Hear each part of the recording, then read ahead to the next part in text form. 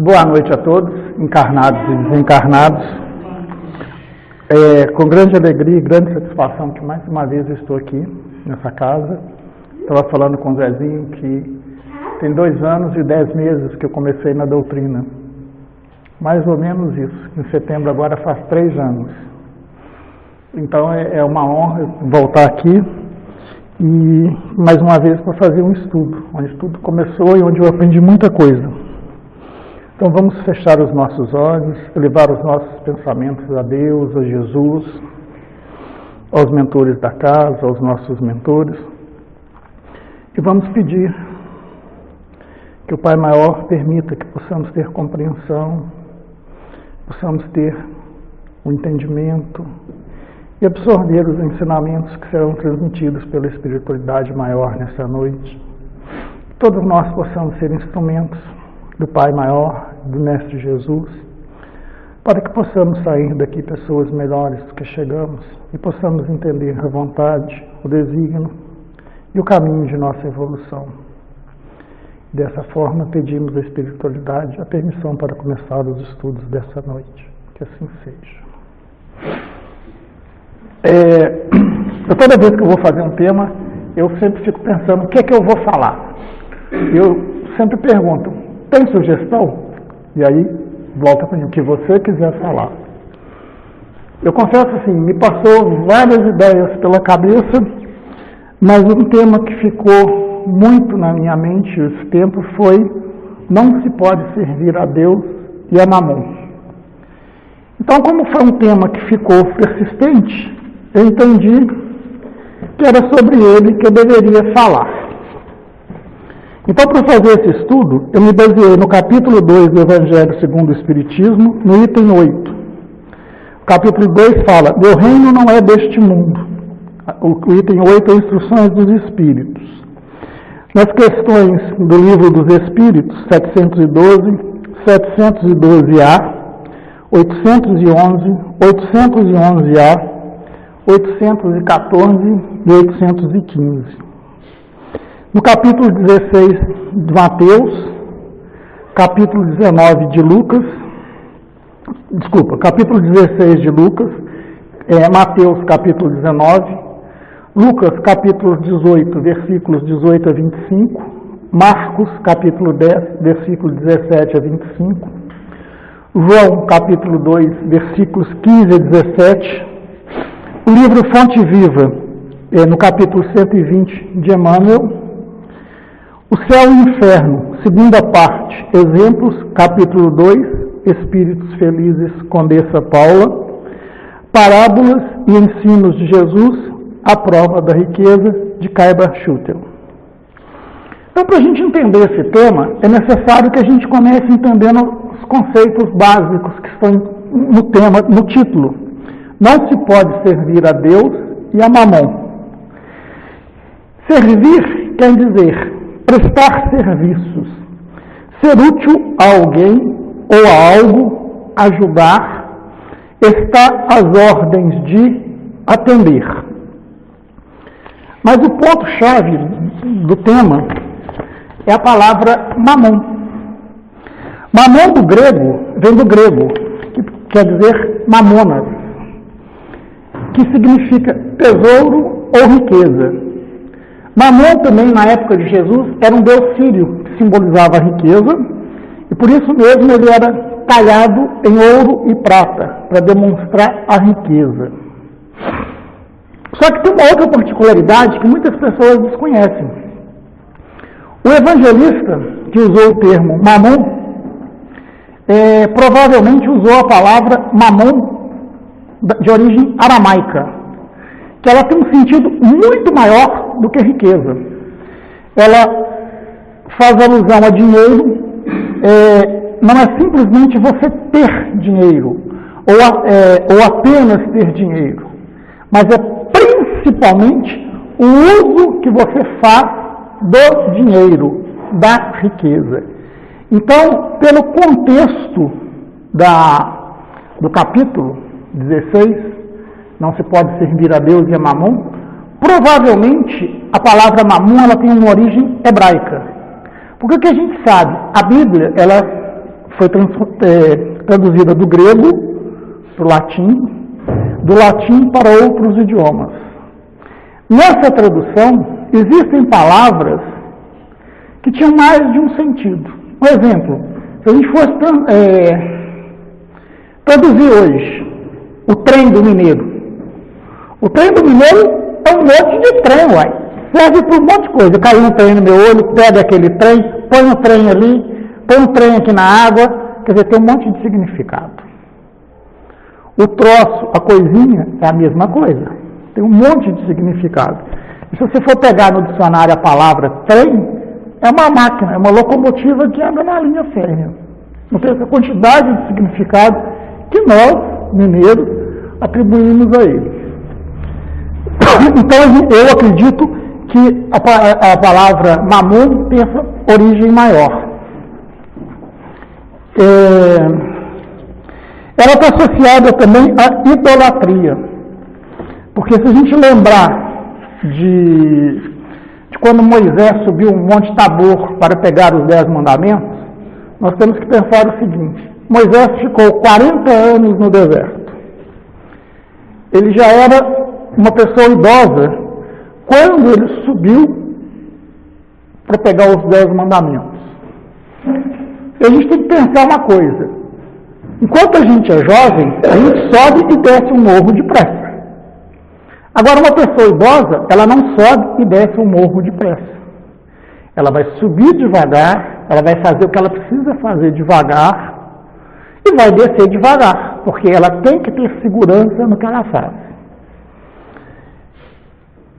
E como a falta de fé é uma característica inerente a nós, seres humanos, a nós, espíritos em evolução, naquela época a população acreditou que, pelo fato de Moisés ser uma pessoa idosa, ele tinha falecido no caminho, porque ele demorou muito para voltar.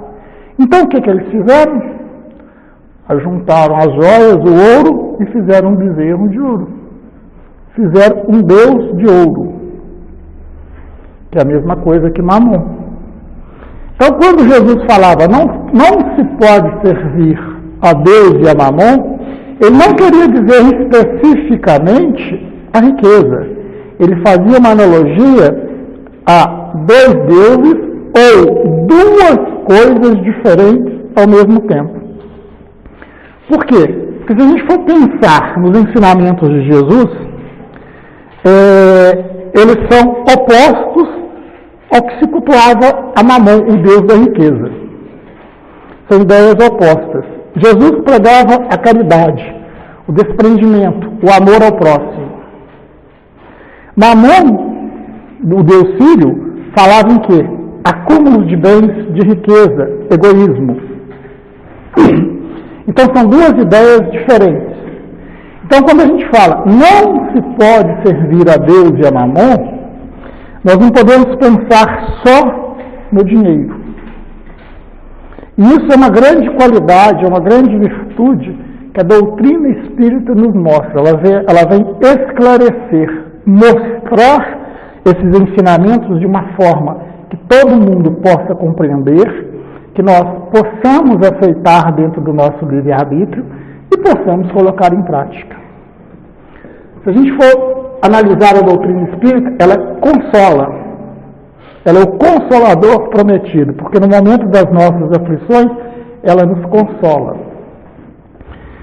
E eu falo isso porque todo mundo lembra da parábola do jovem rico que foi até Jesus e perguntou o que ele precisava fazer para ganhar o reino dos céus? O que Jesus falou com ele? Que ele tinha que seguir os mandamentos. Então, seguir os mandamentos é amar ao próximo como a ti mesmo, amar a Deus sobre todas as coisas e ao próximo como a ti mesmo. Honrar pai e mãe, não roubar, não matar, não caluniar. O jovem falou que fazia tudo isso. E aí o que ele falou? Não chutar as pessoas. E o que o jovem falou com Jesus? Mestre, eu faço tudo isso, Aí Jesus falou assim, então vai, vende tudo que você tem e segue-me. E aí ele fica triste e vai embora. Se a gente pegar só esse contexto, as pessoas falam assim, Jesus era contra a riqueza. Só que tem uma outra passagem. Jesus não vai na casa de Zaqueu? Zaqueu era rico. Zaqueu era cobrador de imposto. Era uma das pessoas mais ricas. E para os seguidores de Jesus, no primeiro momento, aquilo foi uma grande decepção, foi uma grande frustração. Por quê? Uma pessoa que eles tinham na mais alta consideração foi na casa de um rico. E quando ele chegou na casa de Zaqueu, rico é aquele que tem muitas posses, muito dinheiro, muitas coisas. Então quando ele chegou na casa de Zaqueu, Zaqueu falou com ele que seguia os mandamentos, que ajudava o próximo, e se mostrou arrependido e falou que para cada pessoa que ele prejudicasse, que ele ia devolver multiplicado. Então Jesus veio mostrar na visita de Zaqueu que ele não é contra a riqueza. Que o que ele quer dizer é que ele é contra o uso que nós fazemos da riqueza. E a própria palavra riqueza, nós temos que pensar um pouco na riqueza. Será que a riqueza é realmente aquele que tem muito dinheiro? O rico é aquele que precisa de poucas coisas para ser feliz. A riqueza nós podemos pensar ela no contexto de dinheiro, de bens materiais, de moeda, mas nós podemos pensar também na questão do que nós precisamos para ser feliz. Porque existem pessoas que têm muito dinheiro e que não são felizes. Existem pessoas que não têm dinheiro e que são felizes. Se a gente for parar para pensar em termos de riqueza, se a gente parar para pensar o óbolo da viúva, na parábola do óbolo da viúva, quem que foi que deu a maior esmola, ou a maior contribuição? Foi o rico que doou o dinheiro que não fazia falta, ou foi a viúva que doou aquelas moedinhas que lhe faziam falta? Então a riqueza tem esse lado. Depende de como a gente vê a riqueza. E a gente tem que tomar cuidado, porque o caminho da riqueza financeira, da riqueza material, é o caminho da porta larga. E Jesus pregava o quê? Não era o caminho da porta estreita? A salvação não passa pela porta estreita. Então, quando a gente fala em riqueza, a gente tem que pensar o que a gente faz. Porque você ser rico, ter muito dinheiro, muitas posses, o próprio livro dos Espíritos te fala que não é errado. Errado é o uso que nós fazemos do dinheiro. A doutrina fala que o caminho da pobreza é mais fácil que o caminho da riqueza. Porque o rico, de posses de dinheiro, ele tem um monte de compromisso a cumprir. E o pobre não tem tanto compromisso quanto o rico. Mas ela fala também que cada um recebe de acordo com seus merecimentos, com as suas qualidades e com seus dons. A gente pode remeter a outra parte que está dentro do capítulo Não Servir a Deus e a Mamon, que é a parábola dos talentos. Então, olha só, num capítulo pequeno, como que nós aprendemos a questão do lidar com os bens materiais, lidar com o nosso conhecimento, lidar com as nossas decisões.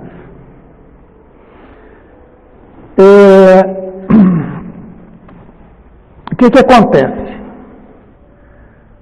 Todo mundo fala, eu queria ser rico. Mas vamos imaginar que por uma obra e graça de Deus, todo o dinheiro do mundo fosse repartido em partes iguais para todo mundo na face da terra.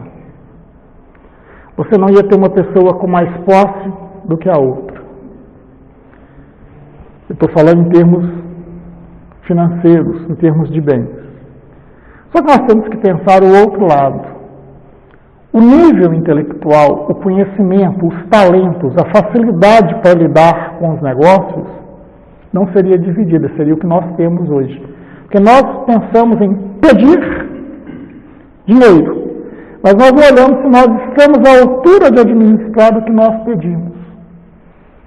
Então, o que vai acontecer em pouco tempo? Aquela pessoa que era rica, que de repente teve os bens diluídos, vai voltar a ser rica, porque aquela pessoa que não sabe usar o dinheiro, ela vai perder o dinheiro, ela vai empregar mal o dinheiro, ela vai fazer um mau uso do dinheiro. Então, o desnível financeiro que existe no mundo hoje, ele vai voltar a existir em pouco tempo, porque existem pessoas que estão aprendendo a lidar com dinheiro, estão aprendendo a trabalhar a questão dos bens materiais, o que fazer com esses bens. São espíritos que ainda não aprenderam a lidar com a situação financeira. Estão em fase de evolução. Então, o desequilíbrio ia acontecer de novo. Não vai ser eterno. Um exemplo prático que nós vivemos no Brasil, e a gente pode falar, quando o Collor confiscou o dinheiro, ele não deixou todo mundo com o mesmo valor? Em pouco tempo já não existia diferença? Vai acontecer, se ocorrer isso. Por quê? Porque, infelizmente, uns lidam melhor do que outros com dinheiro. Qual que é o problema da riqueza financeira? O problema da riqueza financeira é quando nós pensamos em ter cada vez mais. Em vez de a gente usar a riqueza financeira para auxiliar o próximo, nós nos tornamos escravos dessa riqueza. E hoje não é diferente daquele tempo. Hoje, com a tecnologia, o que a gente vê as pessoas querendo? É um iPhone novo, é um tênis caro, é uma roupa cara. Elas não estão preocupadas em ser, elas são mais preocupadas em ter. Ou seja, na sociedade atual, assim como antigamente, ainda vale muito o que você tem e não o que você é. Experimente chegar num banco, num lugar mal vestido. Repare o atendimento que as pessoas vão te dar. Passe uma semana e volte bem vestido e procure aquela mesma pessoa que desprezou no atendimento e note a diferença do atendimento. É gritante. Porque a pessoa olha o que você está mostrando que você tem, o que você pode gastar ali com ela. Então você vale o que você aparenta, não é o que você é na nossa sociedade. Isso é uma coisa, isso vai acabar. Vai chegar a hora que esses espíritos não vão reencarnar mais no nosso planeta, eles vão reencarnar em outros mundos, e aqui vão começar a encarnar espíritos que se preocupam com o que você é. Mas nós ainda vamos evoluir um pouco mais para chegar nesse estágio. Nós já estamos na transição. E nesse momento de transição planetária que nós estamos passando, as coisas parecem que ficam mais acentuadas. Por quê? Porque é um período de limpeza. Quando nós fazemos uma limpeza na nossa casa, que nós vamos tirar tudo que nós temos lá que não serve, a gente consegue deixar tudo organizado para fazer essa limpeza? Não. Geralmente a gente escolhe um canto, alguns locais, e vai colocando tudo ali, para depois ver o que fica e o que não fica. Então, para a gente fazer a limpeza, fazer essa transição, ocorre um tumulto, assim como ocorre na casa da gente. Quando nós propomos em fazer a reforma íntima também ela não ocorre no estalo de dedo. A gente ainda passa por algumas turbulências, a gente passa por algumas provações, para que a gente consiga fazer a reforma íntima. Só depois que a gente vence essas turbulências e essas provações, que a gente muda, que a gente faz a reforma. Depois que você começa a fazer, é mais fácil você continuar. Mas até você começar, é muito difícil. Então, para aquela pessoa que está no caminho da porta larga, É muito difícil ela, no meio do caminho, ela mudar. Imagina uma pessoa que toda a vida teve roupas caras, calças caras, teve tudo do bom e do melhor. Você acha que ela entra numa casa espírita ou num outro movimento de caridade, e se ela tiver que doar um agasalho dela para um morador de rua que está passando frio, você acha que ela vai doar o agasalho dela caro? Não. Ela vai comprar um agasalho baratinho ali na esquina para doar. Por quê? Porque ela é apegada aos bens materiais.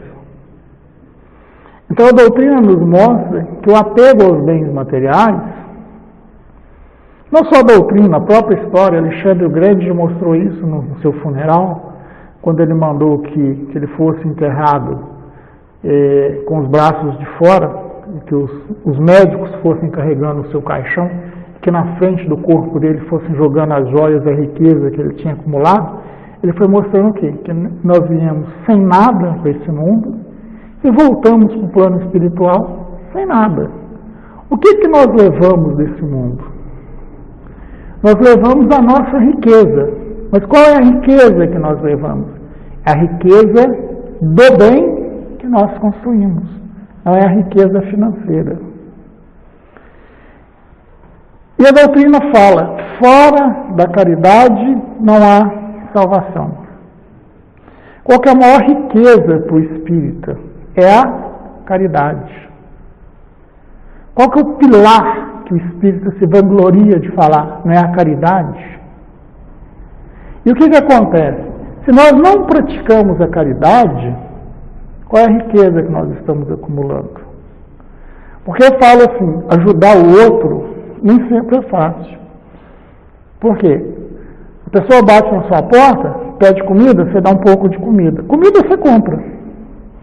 Alguém pede dinheiro para comprar remédio, você dá o dinheiro. Dinheiro é fácil, vai dar o dinheiro que não faz falta. A comida que você doou é a comida que não faz falta. A roupa que você doa é aquela roupa que está encostada que você não usa mais.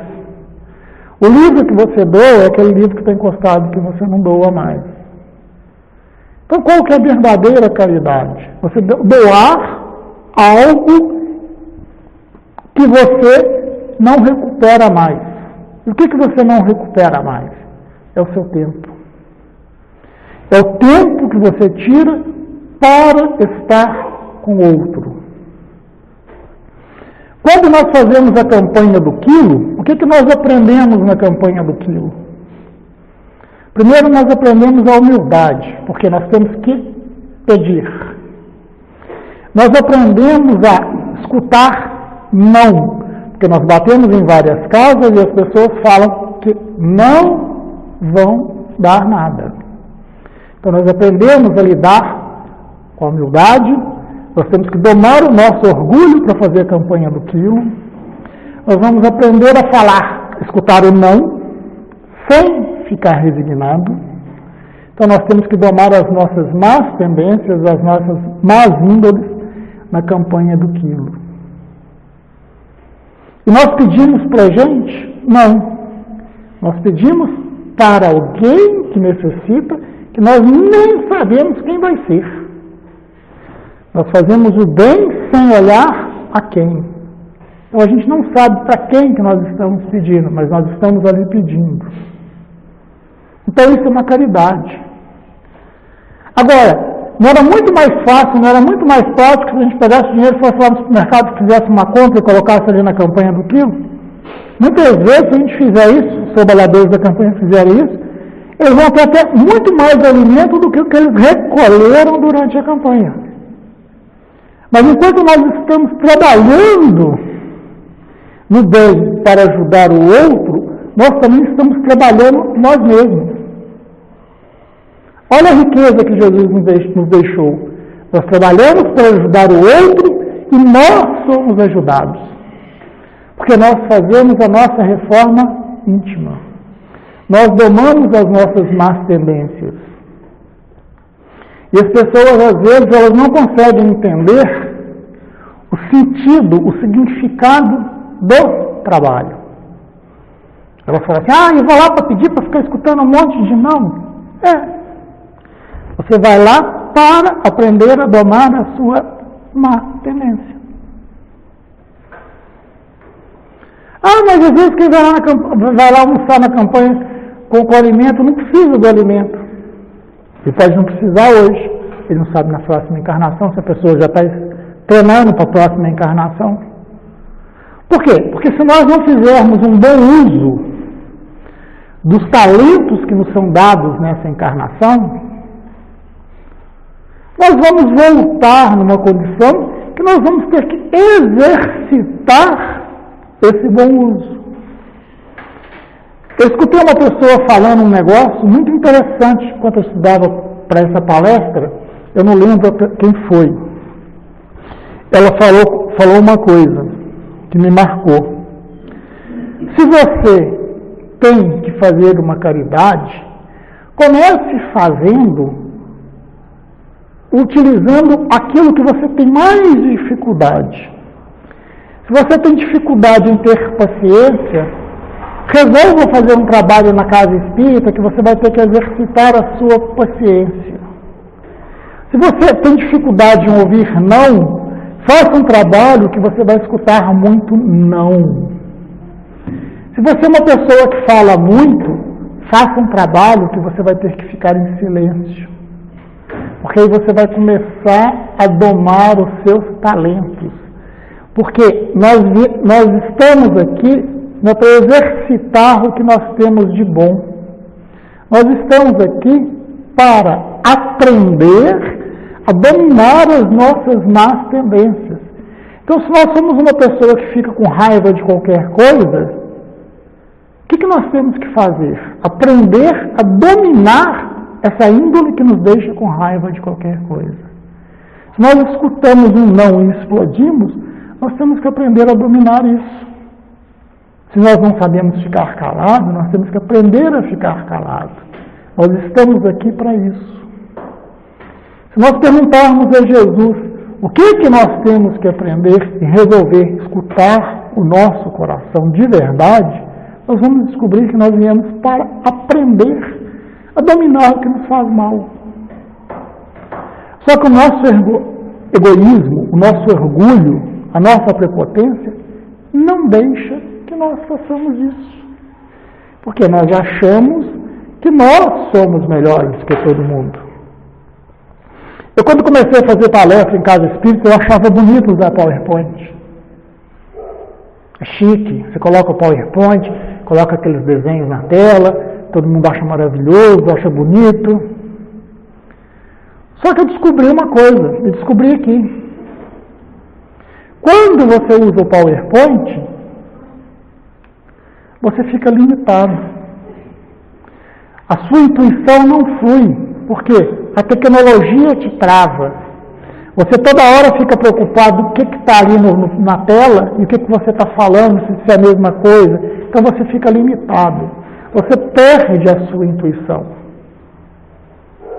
Quando você para de usar o PowerPoint, você deixa de ser escravo da tecnologia, você aprende que a espiritualidade te ajuda. Ela te mostra o que você precisa falar. Eu já tive estudos que eu fiz, que no final as pessoas chegaram e falaram assim, como é que você sabia que eu tinha que escutar aquilo? Não sabia, não é eu. A espiritualidade é que mostra o caminho. Todos os estudos que eu faço sem PowerPoint, a maior parte das coisas que eu falo, fogem daquele roteiro mirabolante que você faz antes. Você estuda, na hora muda. Quando você tem o PowerPoint, não sai exatamente o que você escreveu. Porque você não permite que a espiritualidade te auxilie. E o que a gente aprende na doutrina? Nós não estamos aqui a serviço do Mestre, nós não estamos aqui a serviço dos espíritos de luz. Então, se eu estou aqui para ser instrumento deles, por que eu vou fechar o canal de comunicação? Então, a riqueza é isso. A gente tem que saber o que é o melhor. Não adianta pensar em termos de dinheiro. A gente tem que pensar em termos de conhecimento. A gente tem que pensar em termos de serviço, em termos de ajuda ao próximo. Porque dinheiro é muito fácil. Se Jesus fosse contra a riqueza, ele ia falar. Não, ia colocar o mandamento lá, não ganhar dinheiro. Pronto, ele tinha liquidado. Mas o que Jesus fala? Ele fala que nós temos que ter cuidado com o uso que nós vamos fazer do dinheiro.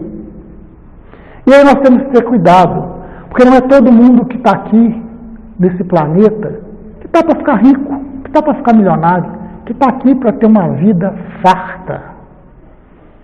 Porque o sofrimento, a dor, o fato de a gente passar necessidade, às vezes ter que pedir uma xícara de arroz, uma xícara de açúcar, uma colher de café para a gente tomar, um pão, faz com que a gente cresça.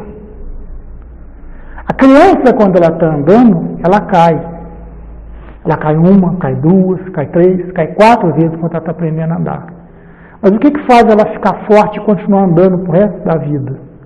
São os tombos. Ela aprende com os tombos. O alpinista, quando cai, ele bate o joelho no chão. O que faz ele ficar forte para escalar? São os tombos. Porque o joelho que bate no chão é um joelho que vai ficar forte e vai aguentar a pancada. Então, os tombos que nós aprendemos na vida é o que nos fortalece. Desde que nós tenhamos a humildade de aprender com as nossas quedas. A criança que não respeita o pai, que não honra pai e mãe, ela vai ser pai, vai ser mãe um dia. E o filho dela também não vai honrar ele. Por quê? Ele não honrou o pai dele, ele não vai saber ensinar o filho. E outra coisa, a justiça divina, ela nos fala que nós não vamos pagar até o último centil das nossas dívidas. As dívidas nossas, que ficam para serem pagas em encarnações futuras, elas são melhores. Porque, graças à bondade do Pai, elas são atenuadas. Então, nós pagamos proporcionalmente menos. Agora, as dívidas que nós contraímos para pagar nesta encarnação, nós vamos pagar centavo por centavo, mais os juros. Então, se nós maltratamos o nosso pai, o que o nosso filho vai fazer com a gente? A mesma coisa que nós fizemos. Por quê? O que é a justiça divina? Você não planta vento e não colhe tempestade. Se você planta amor, você não colhe amor. É espelho. Então, é a justiça divina. É a riqueza das leis universais. Nós não podemos pensar só em Mamon como sendo Deus do dinheiro. Nós temos que colocar Mamon em tudo que nós fazemos na nossa vida. Às vezes a gente fala assim, eu vou na casa espírita, trabalho na reunião mediúnica, mas eu só gosto de receber espírito importante. Opa, calma, menos. O orgulho aí está ferindo. Ou então eu vou na casa espírita, trabalho na reunião mediúnica, mas na hora que uma pessoa de uma outra igreja, de uma outra religião, fala que recebe uma entidade, que é uma entidade de luz, que está fazendo bem, eu falo que ela não pode. Aonde está escrito na doutrina espírita que o espiritismo é a religião definitiva? A doutrina fala que o espiritismo é o futuro das religiões. Ela não é a religião do futuro. Jesus já falava, na casa do meu pai há várias moradas. Eu, nessa encarnação, já fui católico. Depois parei de frequentar, passei por um tempo de crise, até que encontrei a doutrina espírita nessa casa, que mudou a minha vida completamente. Nas encarnações anteriores, o que eu fui?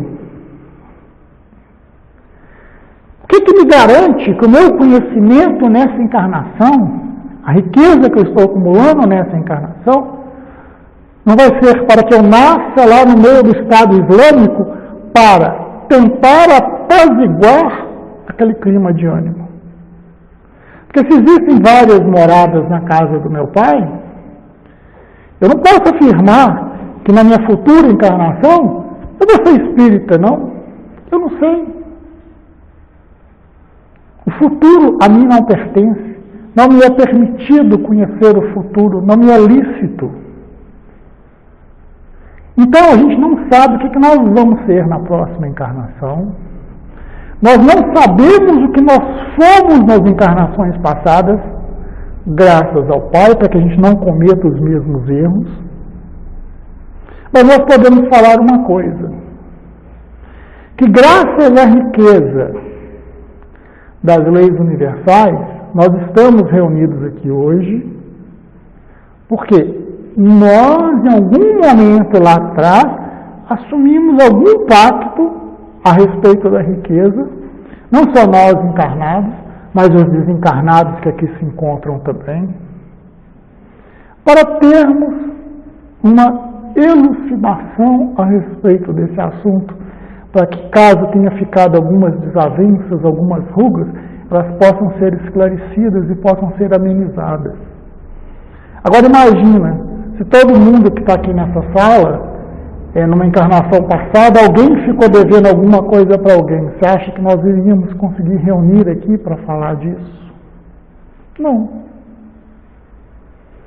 Porque a gente sabe que qual é a nossa tendência? Que quanto mais tempo passa, mais raiva o ser humano acumula. Então mais difícil se torna o diálogo. E o que Jesus falou com aquela pessoa que foi procurar ele, pedindo que ele falasse com o irmão dele, que dividisse a riqueza com ele? Jesus falou que ele não estava aqui para isso. Esse não era o papel dele. O que ele quis dizer com isso? Que se numa partilha de bens nós fomos lesados, que nós temos que seguir o caminho da porta estreita, em vez de ir para o caminho da porta larga. As pessoas preferem brigar por pouca coisa. Se tem cidades que eles matam por causa de um chinelo, tem cidades que eles estão matando por causa de R$1.000 de herança, R$500, 5.000. Tem mulheres que casam com os caras milionários e matam eles. É o caminho da porta larga. Acham que vão ficar impunes, é o caminho da porta larga. O que a porta estreita fala com a gente? Nós devemos perdoar esse irmão. Porque se a recompensa não vier nessa encarnação, nas próximas nós vamos ser recompensados. E o que é o perdão? É eu falar com a pessoa assim, você está perdoado, mas toda vez que você lembrar do dinheiro, você xingar aquela pessoa? Não, e você não perdoou. Você fingiu que perdoou. Perdão é quando você perdoa e não sente mágoa, não sente rancor. Você encara aquilo como um presente de Deus. Esse é o rancor. Na história, se nós formos olhar, eu vou pegar o exemplo de Santo Agostinho. Santo Agostinho foi um mortal igual a gente. Santo Agostinho roubava, quando era criança, roubava fruta na feira pelo prazer. Ele não precisava, mas ele roubava pelo prazer de roubar. Ele tinha prazer. Santo Agostinho foi pai ainda jovem. Aí as pessoas vão falar assim, daí hoje também são, mas na época dele ser pai jovem foi extremamente difícil. Ainda mais um pai rebelde igual ele era. Santo Agostinho questionava Deus, travava altas contestações e altas batalhas contra Deus. Não só Santo Agostinho, outros santos da história eram iguais. São Lucas também travou batalhas contra Deus, porque ele achava injusto que as pessoas morressem. Ele achava que pelo fato dele ser médico, ele poderia decidir a vida e a morte das pessoas, que não era Deus que fazia isso. Ele perdeu a esposa revoltou, ficou mais revoltado e começou a tentar descobrir quem era o Nazareno para mostrar a farsa. E ele acabou se tornando um grande evangelista, um grande seguidor. Paulo, que era Saulo, foi um grande perseguidor, contestava Deus, até que ele se encontrou. A cegueira de Paulo é uma cegueira psicológica, porque foi o tempo que ele gastou para assimilar os ensinamentos de Jesus e aceitar a missão dele, que era levar a boa nova para as terras distantes. Santo Agostinho, um dia ele estava debaixo de uma árvore, quando ele escutou uma voz e correu em casa. Ele tinha uma vida não muito agradável, e a hora que ele abriu em Romanos 13, eu não sei de cor, eu teria que ter o Evangelho aqui para me ler, mas fala mais ou menos o seguinte: que ele tinha que largar a vida de promiscuidade que ele tinha, os comprometimentos materiais, e seguir o ensinamento do Pai, a vida espiritual. Ele larga tudo, larga todos os bens terrenos, larga a vida que ele levava, de festas, de tudo mais, e vai seguir o caminho de Jesus. Então a riqueza não era o bem material, ele tinha tudo. Ele abriu mão de tudo para seguir a missão dele, que era levar o ensinamento de Jesus. São Francisco de Assis foi a mesma coisa. Madre Teresa dava aula no colégio particular. Era só quem tinha alto poder aquisitivo que frequentava a escola. Ela largou tudo para cuidar dos pobres. A missão dela era cuidar dos pobres. E ela só sentiu a felicidade, a realização plena, a riqueza real, quando ela abriu mão dos bens materiais. Então, quando Jesus fala que nós não devemos seguir a Deus e a Mamon, ele quer dizer que nós não podemos fazer tudo que nós queremos e sermos felizes. Porque quando nós fazemos tudo o que nós queremos, nós estamos na porta larga. E a verdadeira felicidade, ela passa pela porta estreita. É o que ele fala na Bíblia. É mais fácil um camelo passar pelo buraco da agulha do que um rico entrar no reino dos céus.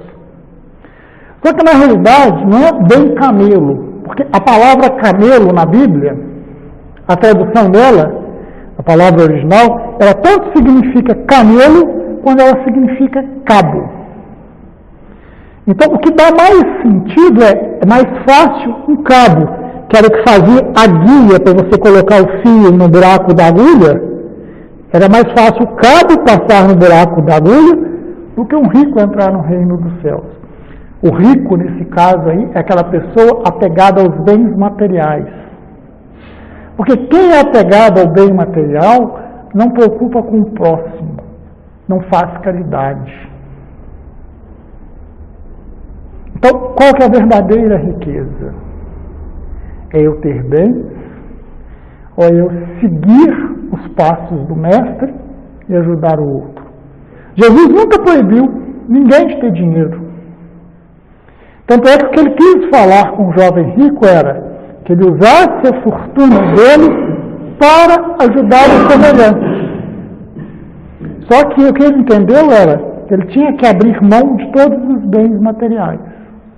Se ele tivesse escutado com o coração dele, ele ia entender o que Jesus falou: cuide do seu semelhante. Mas ele não escutou com o coração.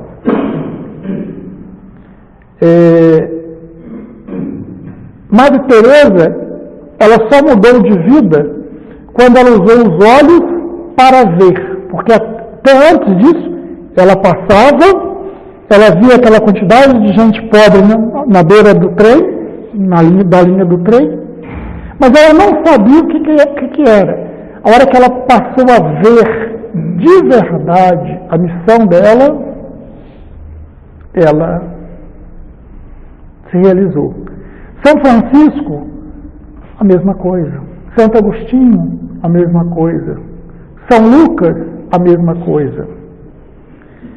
Santo Agostinho foi de mais coragem ainda, porque ele foi um espírito que fez questão de assinar Santo Agostinho. Para quê? Para que todo mundo soubesse que ele era santo, que ele era o Santo Agostinho e que ele estava fundamentando e orientando. Ele foi um dos mentores da equipe que ajudou a fazer a codificação. Então, ele foi uma pessoa e é um espírito de luz altamente iluminado. E ele ainda não está no mesmo nível do Mestre Jesus. Mas ele era